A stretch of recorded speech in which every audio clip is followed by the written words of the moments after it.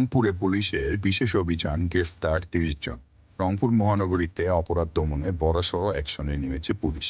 গত ২৪ ঘন্টায় মহানগরীর বিভিন্ন এলাকায় বিশেষ অভিযান চালিয়ে মাদক ব্যবসায়ী, জুয়ারি এবং হাসপাতাল দালাল চক্রের সদস্য সহ মোট ৩০ জনকে গ্রেফতার করছেন রংপুর মেট্রোপলিটন পুলিশ আরএমপি।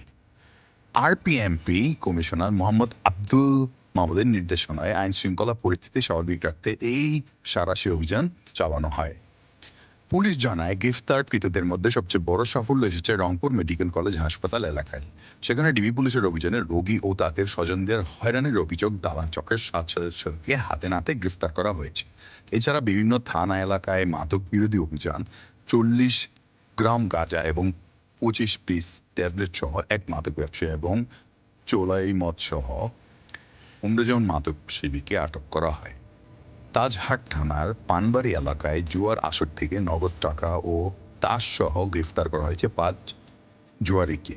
অভিযান কোতোয়ালি থানা পুলিশ চুরির মামলায় ২ আসামিকে গ্রেফতার করেছে, যাদের কাছ থেকে উদ্ধার করা হয়েছে চুরি হওয়া টিউবওয়েল, ফ্যান ও বৈদ্যুতিক তার।